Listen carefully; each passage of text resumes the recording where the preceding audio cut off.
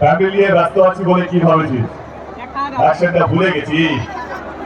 ওটা আমারই কাজ। Thank you so much. প্রথমবার সামনে থেকে সুপারস্টার দেবকে দেখলাম, তো আজকের ভিডিওটা এখান থেকেই শুরু করছি। তো দেখতেই পাচ্ছ আমরা কিন্তু চলে যাচ্ছি দেব দেখতে। এসেই দেখছি এখানে কিন্তু ভীষণ ভিড়, আর ফাইনালি দেব কিন্তু চলে এসেছে।